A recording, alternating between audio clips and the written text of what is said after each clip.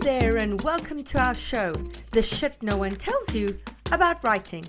I'm Bianca Murray, and I'm joined by Carly Waters and CeCe Lira from PS Literary Agency. Hello to all of our lovely listeners. You do not have Bianca today. You have Carly and CeCe here hosting our very special interview. We had some people reach out to us to come on our show, and usually we have no shortage of people pitching us and ready to be on our show. But we had a special group of people that we thought everybody should definitely be hearing from, and that is the founders of the Blacklist. So we have Leonard and Randy Winston here today. So I'm going to turn it over to you guys to introduce yourselves. Franklin and then Randy, go ahead. Hi, everybody. My name is Leonard. I'm the founder of The Blacklist, and we are a platform for writers and for people in the publishing, film, television, and theater businesses to connect. Started in the film business, but we have expanded considerably since then and just launched for fiction writers as of the beginning of September, and we're really excited to be here. Hi, everyone. I'm Randy Winston, creative director of fiction at The Blacklist. I've been here for about 10 months, so not a founder, but one of the overseers or the overseer of fiction. So that includes everything from readers and writers to our programming, to our partnerships. I oversee all of that. And it's really exciting to be doing this work in support of writers and people in the industry that find good work and do something great with it. Well, thank you guys so much for coming on the show. So CeCe and I are literary agents, so we obviously come with that background. Most of our listeners are mostly writers who are newbies, new-ish to the business. We obviously have a lot of seasoned vets that also listen to our show. So a lot of my questions will be kind of geared towards making sure that we answer all the questions that our listeners will be interested in. So I will start with kind of my big question, which is kind of just obviously infused from my background as a literary agent, which is that as agents, we have never found it especially kind of necessary for there to be a blacklist in publishing, because agents, like literary agents, are really much more accessible to aspiring authors in a way that I don't think that they are in the TV film space. As an agent, I've worked with a lot of co-agents and sold, TV film rights for numerous clients. And so I've worked with like the CAA and the UTAs, and I know how hard it is to get those email addresses and contact those people. So I know how different that world is. And obviously there's similarities in terms of all that pitching. And so as agents, literary agents, I should say, we are very vocal about like, here's our email address, here's where to pitch us, here's what we're looking for. And so we have always felt like, why would we take something that's public information and try to privatize it, right? Because, all of this has been out there, and this has been working as a system. I say working in quotes, everybody can't see me, working for, hundreds of years at this point. So I don't know, that's kind of where we come from as agents. And so on this podcast, we also try to demystify the book business and obviously let our listeners know about when there is, new platforms coming on that can really help them in their journey. And so I guess my question for you, if I could narrow this down to a question, would be, maybe can you speak to some of those criticisms that you've encountered? And you obviously built this as a business model, to react to that. And how did you know that you wanted to step into the book business, knowing that maybe agents like myself felt like that? I want to start by saying this is exactly why I was excited to be on this podcast. I think that, one of the values that I think we and y'all share is making sure that everybody has the necessary information so that they can sort of live up to their aspirations as the merits of their work would dictate, right? Whether it's you guys sort of breaking down query letters, by the way, so people can sort of know how best to present themselves to y'all in a query letter, or just making sure that you're having conversations about the craft itself. We all, I think, want to make sure that everybody has the information and that information is in the public square. I think why we did this and why we expanded into publishing, I think goes to your part about the quote working. In the film and television business, which I agree it's a lot harder to access those agents probably than it is to get in your inbox. There is a superabundance of material. There are more screenwriters writing than there are people that can read all of the screenwriting. And I think the same thing is true based on the conversations that we're having in the book space. There are far more writers of novelists than there are people who could reasonably read all of them. And for you as agents, I imagine especially y'all, because you are so open, here's our contact information, here's how to reach us. There is a superabundance of submissions in your inbox than you could possibly read.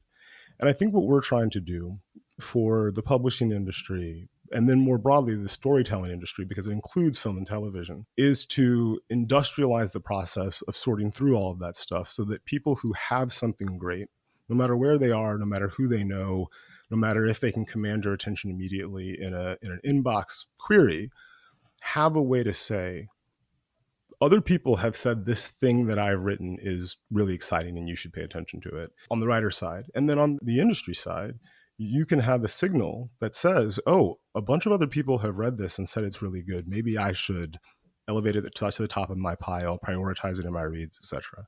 And I think that's especially true within the publishing industry. But I think it's also true transversing the publishing industry into the film and television industry. How do you, if you have something that's great, let everybody in film and TV know about it? If you're a novelist or if you are an agent, frankly. And we have a platform that does that.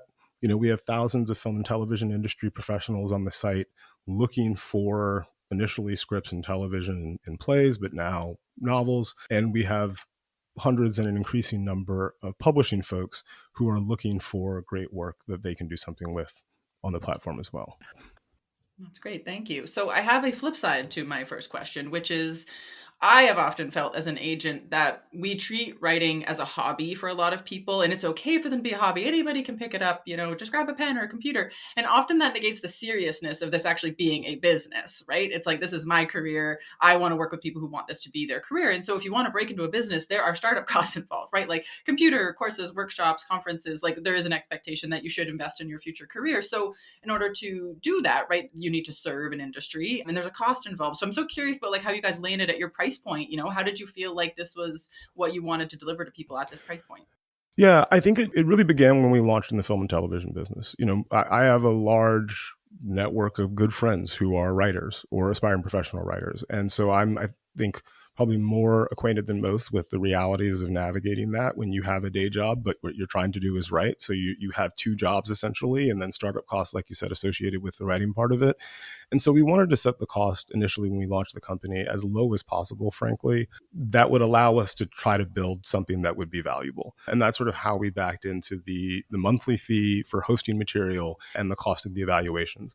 It was also important that if we were going to have people read writers' work and provide feedback on it, that we take that seriously as well, and that our readers are well compensated for their time. So on the feature side, that means that you pay $100 for a screenplay feedback. The reader gets 60 of that plus bonuses based on the volume and quality of their work on a quarterly basis. And then, and this is a bit of an insight into my data-heavy brain, we did Randy's laughing because he knows where this is going. We did a study looking at the average word count of screenplays, 23 to 25,000 words. We knew that the excerpts which would be evaluated on our site would be about 30,000 words, 90 to 100 pages. We also just assumed that prose would be a little bit more dense to read than screenplays based on the typical format. And that's how we backed into the $100 per excerpt feedback fee or compensation for the readers. And that meant that $150 were sort of scaled up would be the right one. So again, we're trying to balance all of these competing forces. It is imperative that we pay our readers an appropriate fee to provide high quality feedback so that we can hire high quality readers that have experience in the space. I think it's necessary for us to then set our prices so that we can continue to sustain as a business. But we want to make sure fundamentally that if you have great work, in all likelihood, you can afford to get feedback and take advantage of our paid services. I'd say two things though. You can also create a profile on the Blacklist website entirely for free. Right? Think of it as your IMDb page as a writer. You can list all of your published, self-published, unpublished novels.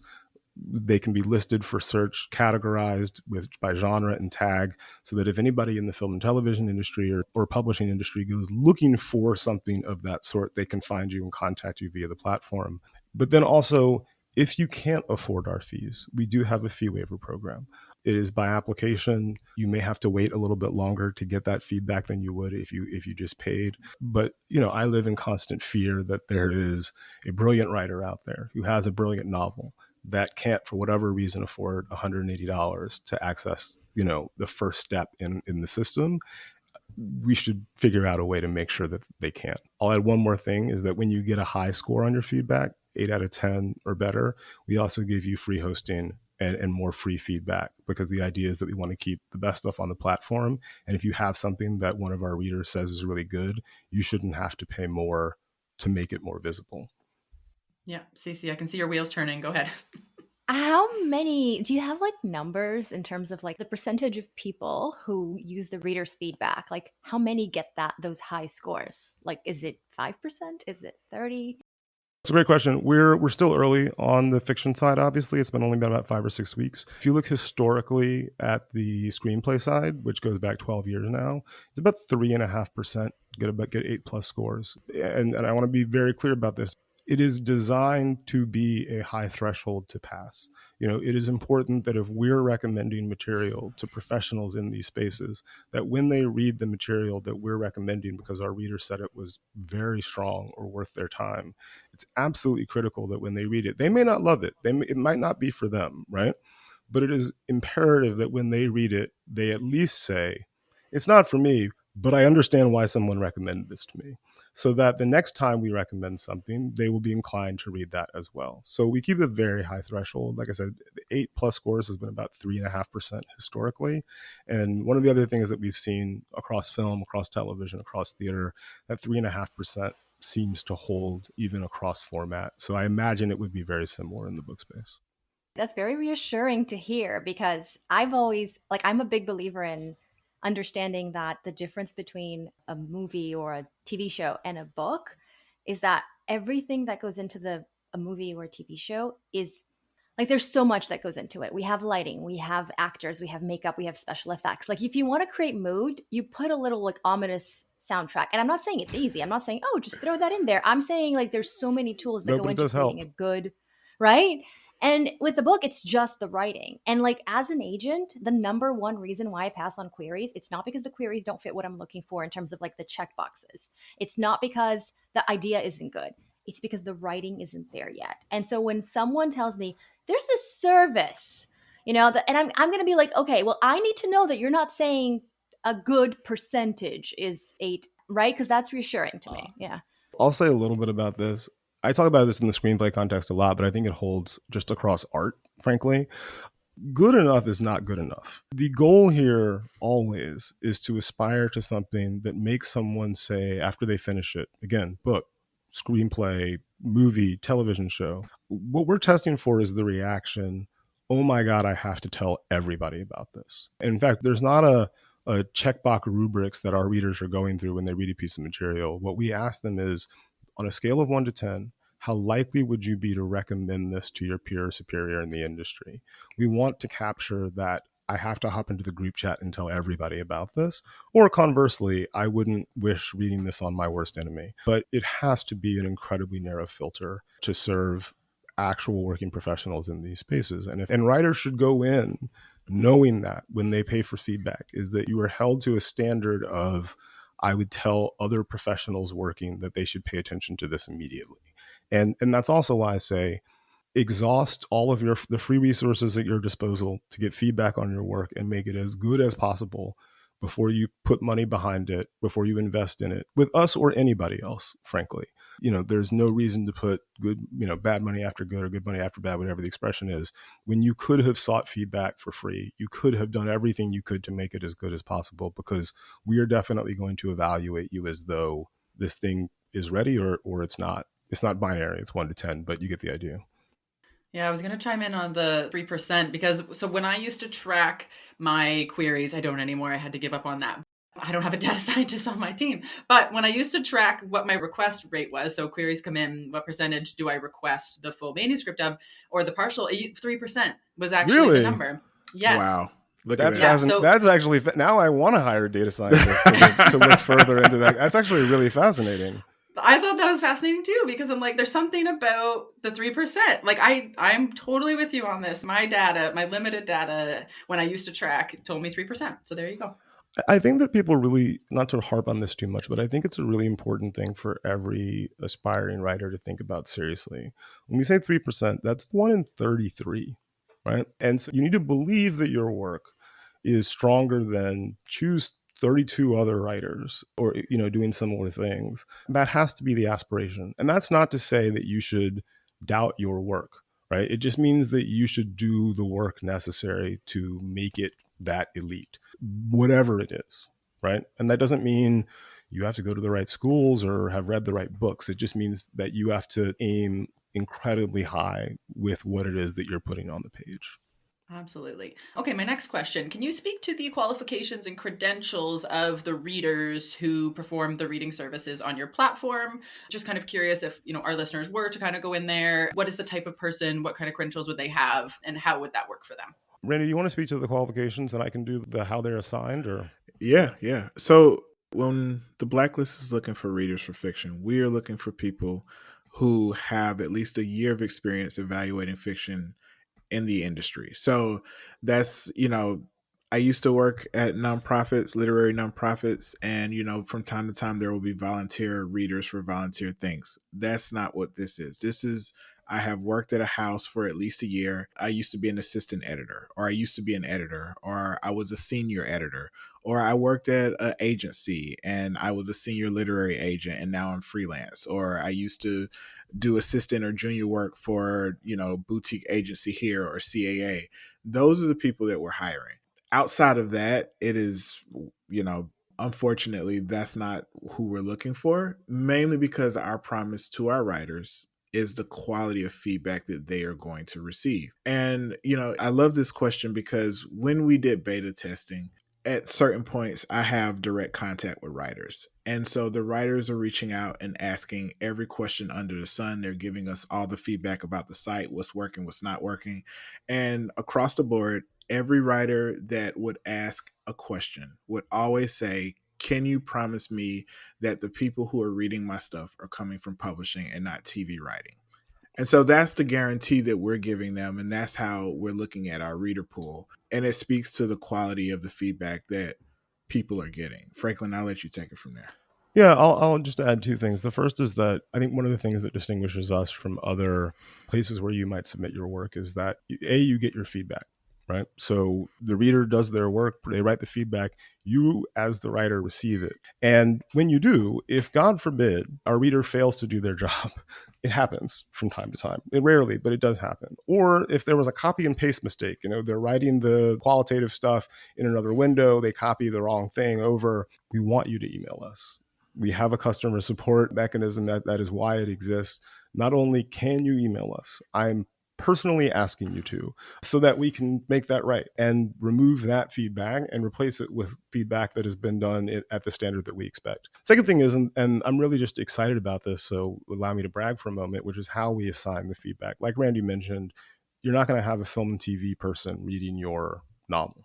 Just like if you're a screenplay person, you're not going to have a publishing person reading your screenplay. So first we assign work based on the format that people have expertise in. The second is genre. So if you are a horror reader, you're not, unless you're interested specifically also in romantasy, you're not going to be reading romantasy. So you're only reading in the genres in which you have interest. And the last piece is, I want to give credit to Kate Hagan and Shelby Covant on the Blacklist team who came up with this, is a content consideration. So when readers come onto the Blacklist, they can check off things that they're not interested in reading about: gunplay, violence of any sort, etc. And when you upload your work, you indicate which of those things your work has. And then we negatively assign based on that, because I don't want any reader reading content that they're not comfortable with. But I also don't want any writer getting feedback or an evaluation from a reader who may have whatever bias for whatever reason that may make it impossible for them to give the best possible feedback. Thank you. Okay, so next question I had written down was the New York Times profile. You guys had a glowing New York Times profile written about you guys, which you must have been like, yes. And I'm sure it's not your first time being in the Times, but everybody in publishing was like sharing that around, which, the New York Times isn't always going to say good things about everybody, especially authors who get published. They know the New York Times doesn't always favorably review their books. So I've seen obviously the glowing review. You've had incredible endorsements from professionals within the industry. And then I was on Reddit because I'm obviously doing my research for our interview. And so I guess I'm curious about, has the launch gone the way you wanted? And are there any criticisms that have kind of come up where you've been like, oh, that surprised us, or we're making pivots based on that? We did a lot of work before launch, talking to stakeholders just to make sure we were doing things right. And I'll be honest, I have been resistant to move into publishing for quite a long time. And the reason it eventually happened is because enough people that were in publishing were like, no, you need to seriously consider this. And then they set me up on meetings to basically say what we were doing and take feedback. And it was surprisingly positive. There were some things like, okay, well, what is your pricing structure and why did you land on this number? A lot of the questions that you've already asked. The New York Times story was amazing, obviously. And there was no small amount of anxiety because, like you said, it's the New York Times. But I think that what's been really exciting is how excited the publishing space has been about this as a resource to find great material. And I think that we have to be cautious and respectful about how much we brag about that because we don't want to make false promises to the writers who might submit. I wish I could tell every writer on earth who was signed up for the site to find material, but I can't do that. But I'd say if there's one thing that has surprised me, I think we have to earn the trust of writers so that they understand how we can be valuable. But I will say we've been overwhelmed by the interest from the publishing space in the platform as a way to find new great novels. And I have no doubt that we will, which is the exciting part. It's just a matter of time.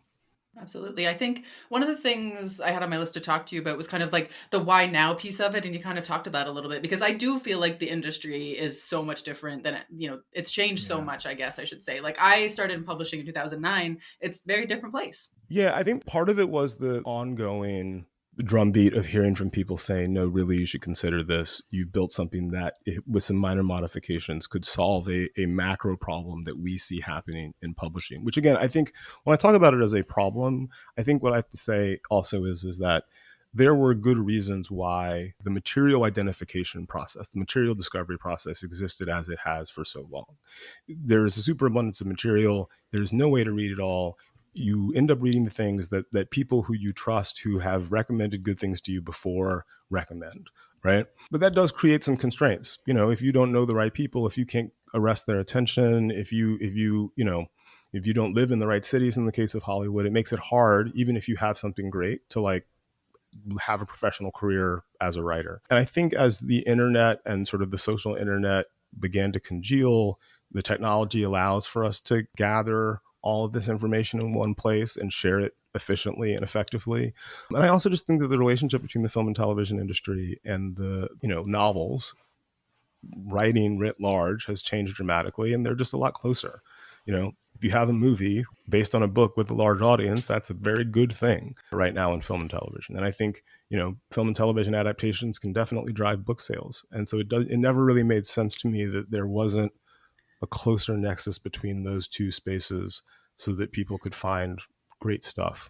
On some level, this is just a really selfish plan so I can watch more good movies and television shows and read more good books, if I'm being totally honest. I'm sure you're on a lot of lists to get the latest arcs and galleys and all of that great stuff. So not as many as maybe I'd like to be. So if anybody's listening, call out. Send Franklin and Randy more. I should. More Oh, please, not me, Franklin. I get a lot of arcs. Yeah, Randy's already on this list. He's been in publishing a lot longer than I have. Okay. Randy, actually, I probably now that I think about the piles of books in my living room and in my office, maybe I should not ask for it. Let's maybe make sure it's electronic. Yeah, what you need to invent now is a cloning system so that we can read more books in our lifetime and extend our lifespan.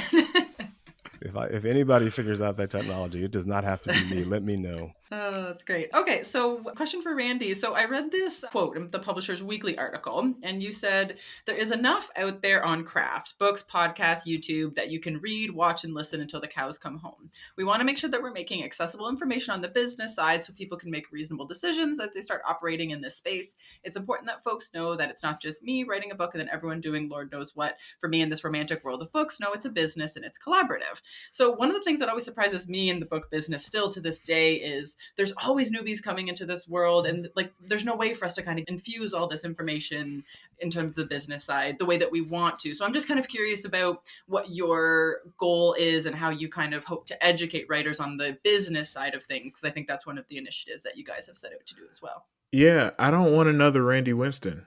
Like, if I'm being honest, I started writing my first book in 2009, 2010. I did a full undergraduate degree and then paid student loans. If we're being, we have emerging writers listening, so I just want to be transparent. Student loans that I'm still paying back for an MFA degree. That all just to get network and information that I now have 10 years later.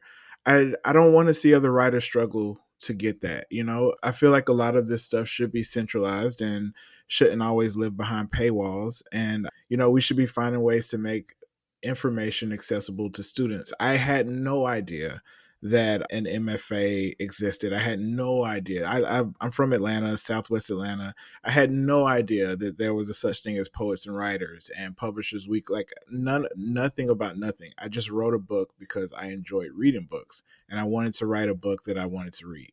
And so when you think about agents, I didn't know the business side of the industry. And if I'm being fair, I didn't know about the business side of the industry as a result of an MFA degree. But I was very lucky to be around people, and I was very proactive that as a sponge, the longer I hung around authors at events and agents and editors, they trust me and they started sharing information. And that's why I am where I am now. But that shouldn't be the case. Like, you shouldn't have to move to New York to learn this stuff. And so, one of the things that we're doing is Read the Acknowledgements, which is a visual podcast, so live on Zoom, and then we record it and archive it for folks to have access to, where I sit down with two industry members, whether it be an author or an agent or an editor or people that work in book production or librarians or booksellers, pretty much anyone that's involved in the production or the ecosystem or the life of a book, to talk about the business. I think that's important, and everyone's experience is different. So Carly, CeCe, your experience is going to be completely different from an agent that's at CAA or an agent at UTA or an agent that used to be at those and are now starting their own agency. And I think that's important for writers to understand that everyone's experience is going to be different. And so it gives you a different layer of the business side of books. If I'm being honest, it's going to make you a better career professional in that regard. And that's separate from the artistry of it all, right? I'm a fiction writer myself. So yes, the artistry matters. I spend Saturday and Sundays in the mornings writing, but I also need to know the business so that when it's my turn to sit in the chair and I'm being grilled and there's paperwork in front of me or there's an auction on the table, I know how to make the right choices and I know the right questions that I should be asking. Or even if I'm looking for an agent, I know the right questions that I should be asking agents so that I can make the right choice there. All of those relationships are very important and time is important. And I just want to make sure that writers don't have to go through all the loops that I went. Well, that is a public service because we also do the same thing and we work very hard to educate everybody. So thank you, Randy. Franklin, were you going to say something? Just that's why I hired him. I say that partially in jest, but as Randy and I started talking towards the end of last year, beginning of this year, one of the ways in which I knew that he was the right person was that all of the questions that he was asking me about how we did what we did came from the perspective, first and foremost, of a writer who would be using the site, right? Like he was like, I'm a fiction writer. These are the questions that I would be asking. Can we provide this education? Why is this behind a paywall? And I think that has to be our orientation. And the beauty of it is that if we solve this problem for writers and for the industry, everybody wins because we're finding good stuff and there's a way for that stuff to get found. But I think first and foremost, how can we make sure that everybody has the information that they need to be as successful as they can? It's possible that there's going to be a writer that is extremely talented that decides, I don't want to use the Blacklist. I'm going to sign up for a profile, but I'm not going to use the Blacklist. That's their business, right? I think if for nothing else, you check out our resources. We have a resources page with a variety of books and links and helpful tips about the writer-agent relationship or the editor-agent relationship. The goal is for you to make an educated decision on how best to serve your career. And if using the site and no paywall, just straight to the information helps you get there, great. I'm happy. Well, we better be one of the resources on your resource list. I mean, yeah, if you're not already, we definitely should add you. I mean, it's funny, as I began to sort of like better understand the ecosystem, and part of doing that in this day and age is listening to podcasts. You go looking, and of course I found y'all's, and the title alone just sort of, again, it's just like, this is the stuff you guys need to know. Here it is. And then as I've listened to it, like I said, y'all break down a query letter. This is the information that we want people to have, both in sort of like practical, simple term, but also like in practice, listening to, like, I've learned things about listening to y'all break down query letters because I'm like, oh yeah, that I'll be looking for that going forward. Well, thank you guys so much. My last question that I had was just, who is the ideal customer for your literary blacklist? When you designed it, like we talked a little bit kind of obviously about who might be potential customers, but like, yeah, who did you design this for? There's actually a few answers to this question. Mm-hmm. The shortest answer on the writer side is anyone with a great piece of work.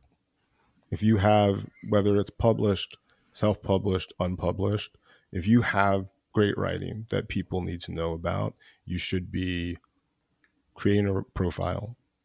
Consider hosting and feedback, but at least create a profile. But again, even if you don't, you're an ideal customer for the information that's available for free, and you should, listen to read the acknowledgments and do all of that stuff. On the publishing film television side, our ideal customer is anyone who is looking for a great piece of writing and storytelling, who has the ability to make it real in book form or in film and television form. So on the industry side, you have to be somebody who in the normal course of business can advance the material. So that includes assistants, by the way, because an assistant can walk into their boss's office and say, you need to read this immediately. But that is it's a lower threshold for even having access to information. And all of our members, you have to apply, you have to be approved by the team. And that is the threshold that you have to cross. So when your work is on the blacklist, that is who is on the other side of it. Franklin, I'll add to, I was at an event last week, the Kirkus Book Awards last week, and a published author who has 2 books came up to me and said, hey, me and my agent are having a problem getting the 3rd one to bite. Can I use the blacklist? Absolutely. Oh, I didn't know I could.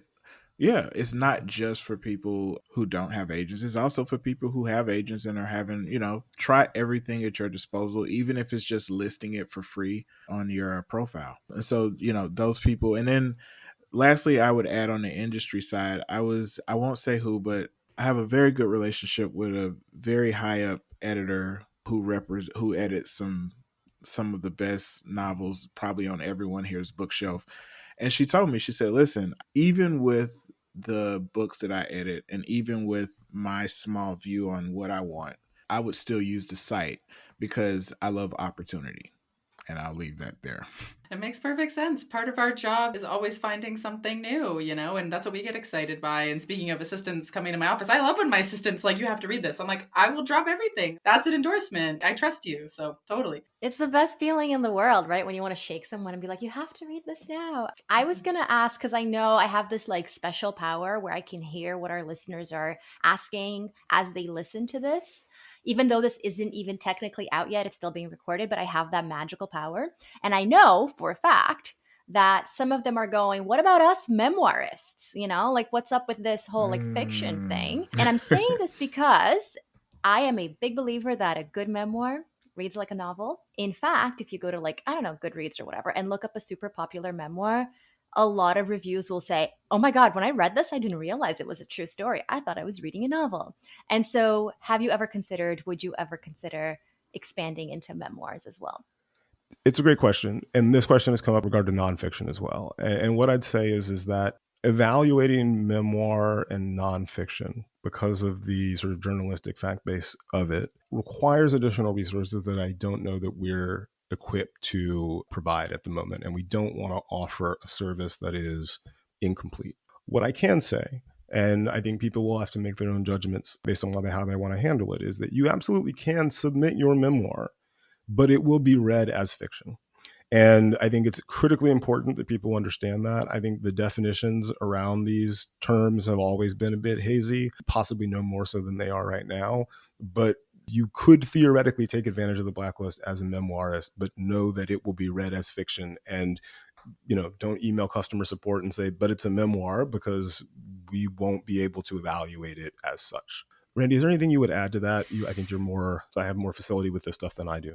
Yeah, I mean, people write autofiction, but that's obviously, CeCe, that doesn't answer your question because you're talking strictly nonfiction memoir. But, for writers out there who are on the fence about, if they even want to submit or query a memoir, there's also autofiction as an alternative. Obviously, the craft of it all changes and the structure changes as well. But that option is also out there. That's something also I didn't know about until I started. So I moved to New York and started talking to agents and authors. So just another option for people listening. Thank you guys so much for offering your time and your expertise. Can I add one more thing before I forget? Because this is actually an Please. opportunity that if you have your material hosted on the site, there is no additional cost associated with it. There are two opportunities that are currently on the site, and there will be more forthcoming. One, we've named the Unpublished Novel Award, which is that next year we will sort of do a short list of the best things that we've seen on the site over the course of the first year. Those manuscripts will then be read by a judging corps that is frankly ridiculous. The child in me is particularly excited about LeVar Burton reading sci-fi and fantasy, but we've got Roxane Gay, Mike Flanagan, Kathy Belden, right? Like, if you go to the Blacklist website, you'll see all the judges. It's a little absurd. But each of the winners in each of those genres, each of the selected novels in each of those genres will receive $10,000. And that's money in pocket. You're not exchanging those rights for anything. That's just a $10,000 check. We also have a partnership with Simon Kinberg. He's probably best known for being the producer of The Martian, which obviously was a self-published novel when he first found it. And so when we told him what we were doing, he was like, I know you're going to find stuff that I want to turn into a film and television show. And so we're helping him find a novel to be optioned for 18 months for $25,000, a film or television show that he'll be involved in producing. And there'll be more similar partnerships on the way imminently. So, check Blacklist social media. If you join the site, you'll get emails about this stuff. And to submit to each of those, any and all of them, no additional fee. Again, because when you have something great, you shouldn't have to pay for more opportunities associated with it. That should be the last time you pay. And all those opportunities should be available to you. Thank you so much, guys. I appreciate how thoughtful you guys are in terms of the creation of this and the way that you speak about it. And we all have such a care for creators. And obviously that's the thing that brought us together on this show today. So thank you. Thank you so much. CeCe, is there anything else that we didn't get to that you wanted to? I would like to just wrap it up by asking you, what are you reading? Can you please recommend a book that you're each reading? Because that is the last question I always ask of every interviewer. This is your opportunity to pipe up a book. I'm reading This Great Hemisphere by Matteo Scarapore. He's actually going to be on Read the Announcements tonight. Super fan of his. So shout out to Matteo. That's what I'm reading right now. I tend to read nonfiction more than fiction. Sort of embarrassing acknowledgement on this Ironic. podcast. It is ironic. I just read, it's true. I just read my friend Sarah Lewis's book, The Unseen Truth, which is absolutely brilliant, as all of her work has been. I just read Godwin by Joseph O'Neill. I'm a sort of crazy soccer fan, so that was an easy sell to me. I really enjoyed it. And I've been reworking my way through Colson Whitehead's The Intuitionist of late. I saw Nickel Boys at the film festivals this fall, and that made me nostalgic for that one. So I'm digging back in. Thank you. I love speaking to book people because they're always like, I'm always like, recommend us a book. And they're like 1, 2, 3. Like, I love it. It's the best feeling. So thank you for that. I'm always like halfway through like 3 and just pick them up. Hey, we're not complaining. Please read more books. On my side table right now. And I'm just like looking, I'm like, what is on that list? Yeah, we need the list of like the audiobook you're listening to, the print book, goodness. the ebook, the hardback, the paperback. We'll have another episode just with the reading list. It'll be 40 minutes. For the reading These list, are the books. Yeah. It is lists are what we do. So. All right, guys. Well, listeners, if you have any questions, let us know. We can obviously pass anything along to these guys. Any feedback, let us know. Thank you guys for tuning in. And thank you to our guests, Randy and Franklin. Thanks for having us. Thanks for having us.